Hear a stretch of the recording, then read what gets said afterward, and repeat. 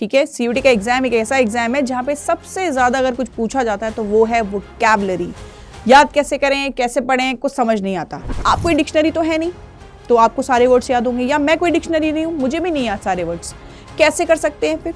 हम सिर्फ लॉजिक लगा सकते हैं, एलिमिनेशन मेथड यूज करेंगे। साथ के साथ हमारे पास कुछ वर्ड्स ऐसे होते हैं जहाँ से हम बिल्कुल आराम से समझ सकते हैं कि ये वर्ड नेगेटिव है या पॉजिटिव है। तो स्टार्ट करते हैं सेशन को, आ जाइए जल्दी। हेलो एवरीवन, कैसे हैं आप सभी? तो आज एक ऐसा टॉपिक जो सबसे ज्यादा आप लोगों को परेशान करता है, लेकिन पूछा भी सबसे ज्यादा जाता है। ठीक है, सीयूटी का एग्जाम एक ऐसा एग्जाम है जहां पे सबसे ज्यादा अगर कुछ पूछा जाता है तो वो है वोकैबुलरी। याद कैसे करें, कैसे पढ़ें, कुछ समझ नहीं आता। आज उसी का समाधान के लिए मैं यहाँ पे हूँ आपके सामने। तो आइए स्टार्ट करते हैं आज के सेशन को, लेकिन प्लीज ध्यान से समझिएगा क्योंकि ये वेरी इंपॉर्टेंट है। ठीक है, आप कोई डिक्शनरी तो है नहीं तो आपको सारे वर्ड्स याद होंगे, या मैं कोई डिक्शनरी नहीं हूँ, मुझे भी नहीं याद सारे वर्ड्स। कैसे कर सकते हैं फिर? हम सिर्फ लॉजिक लगा सकते हैं। हमारे पास लॉजिक तो है, हम उसको यूज करेंगे। ठीक है, एलिमिनेशन मेथड यूज करेंगे। साथ के साथ हमारे पास कुछ वर्ड्स ऐसे होते हैं जहां से हम बिल्कुल आराम से समझ सकते हैं कि ये वर्ड नेगेटिव है या पॉजिटिव है। तो स्टार्ट करते हैं सेशन को, आ जाइए जल्दी से। देखो, लिखा है बेसिक ऑफ वोकैब। तो बेसिक ऑफ वोकैब में सबसे पहले आपके सामने जो आ रहा है वो है ये दे रखा है पार्ट्स। क्या दे रखा है? 3 पार्ट्स में होती है आपके वर्ड। दिखाऊं कैसे? प्रीफिक्स, रूट वर्ड और आपका सफिक्स। ये 3 चीजें होती हैं मेन जो एक वर्ड को बनाने में कारगर होती हैं। सबसे पहले आता है प्रीफिक्स, जो कि शुरुआत में लगता है, जैसे कि अन, जैसे कि डिस, ये वर्ड।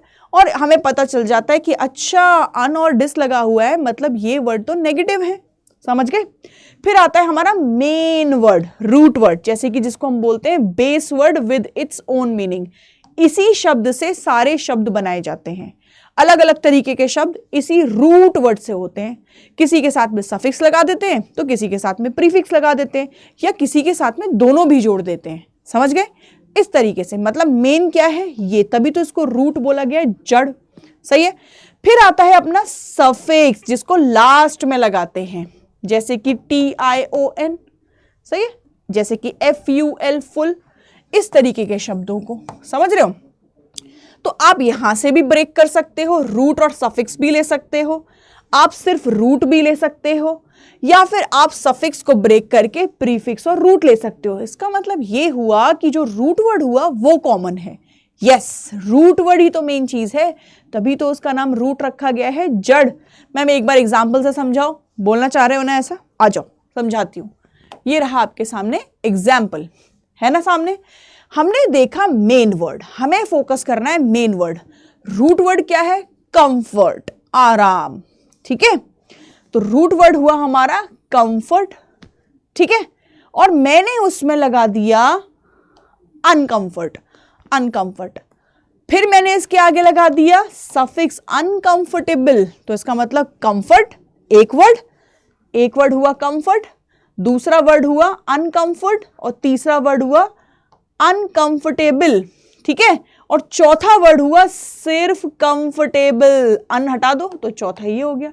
तो कहने का मतलब ये है कि एक वर्ड, एक रूट वर्ड से 4 शब्द बने। बस यही देखना है अपने को, इसी में लॉजिक लगाना है अपने को, इसी के ऑप्शंस देखने हैं अपने को, और आंसर आपके सामने। ठीक है, बहुत हद तक हम 80% तक आंसर्स पर पहुंच सकते हैं। ऐसे ही नेक्स्ट है, लिखा है रेगुलर। रेगुलर है लगातार। ठीक है, मैंने कर दिया इर्रेगुलर। सही है, फिर मैंने इसमें LY भी लगा दिया तो इर्रेगुलरली। सही है, फिर मैंने इसमें से इर हटा दिया और बना दिया रेगुलरली। तो 4 शब्द बन गए, रेगुलर, इर्रेगुलर, रेगुलरली, और इसके अलावा इर्रेगुलरली चौथा। ठीक है, ऐसे ही है ऑर्गेनाइज्ड, कोई चीज सिस्टमैटिक तरीके से रखी है, ऑर्गेनाइज्ड है।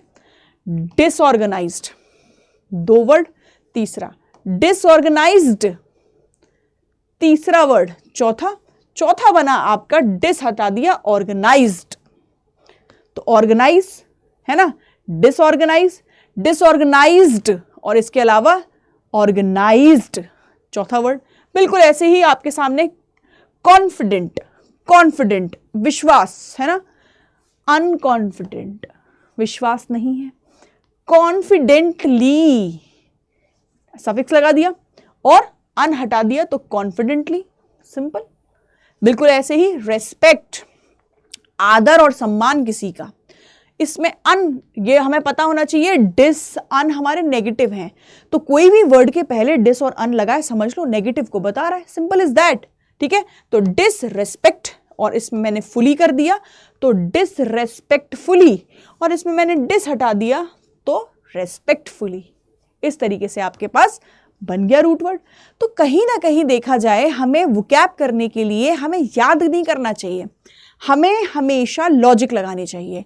और मैम इनमें से कुछ भी ना हो तो फिर आप अपने क्वेश्चन को देखिए, थोड़ा घूरिए उसको, और फिर उसके ऑप्शंस पे जाइए।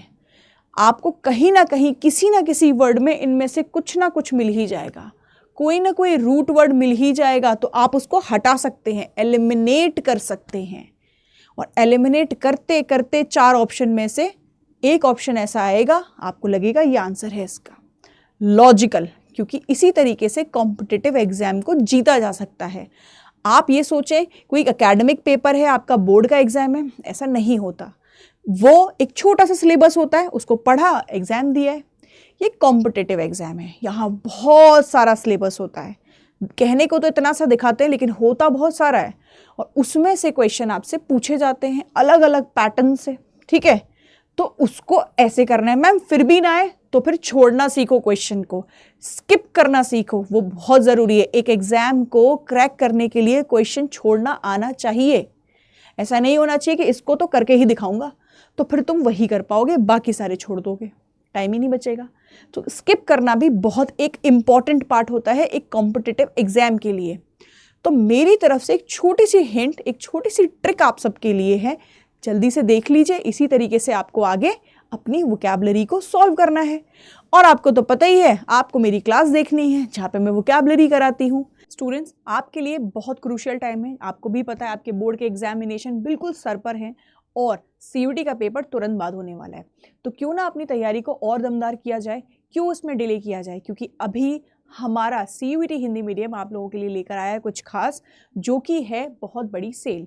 आप अभी जाइए, फ्लैट डिस्काउंट पे जाके अपने बैचेस को, अगर आप क्रैश कोर्स के लिए तैयार हैं, उसको परचेज़ कीजिए। साथ के साथ मॉक टेस्ट सीरीज़ उनको ज़रूर लीजिए बच्चों, ज़रूर जिसे कहते हैं। ठीक है, क्योंकि जितना मॉक टेस्ट दोगे उतना अपने पेपर की तरफ आगे बढ़ोगे, और उतना अपनी सक्सेस की तरफ आगे बढ़ोगे। वो बहुत ज़रूरी है तुम्हारे लिए। ठीक है, उसको ज़रूर लो। बुक्स लो, ये बुक्स किस लिए हैं, ये रिवीजन के लिए ही हैं। क्लासेस देखिए प्रॉपर तरीके से, आप लोगों ने हमारी क्लासेस देखी हैं, अगर आपको भरोसा है हमारे ऊपर तो क्रैश कोर्स ज़रूर लीजिए। ठीक है, बिना टाइम वेस्ट किए हुए अपने घर वालों से बात कीजिए और ज़रूर लीजिए। ये आपके सामने हमारे सारे महापैक दे रखे हैं सीयूटी हिंदी मीडियम के। ठीक है, जितने भी महापैक आपको दिख रहे हैं आप इनको ले सकते हैं, बहुत लीस्ट प्राइस में हैं। इसके अलावा आप मेरा कोड लगा लीजिए केटी हिंदी, और सस्ते हो जाएंगे। और अड्डा का ऐप अगर आपने डाउनलोड कर लिया, करियर्स अड्डा कर, तो और ज़्यादा सस्ते आपको मिल जाएंगे। ठीक है, ये तो रही महापैक की बात। यहाँ पे ऑल कोर्सेज पे आप जाइए, आपको जीएटी लैंग्वेज के पैक्स मिल जाएंगे। ठीक है, जो कि बहुत मिनिमम प्राइस में दे रखे हैं।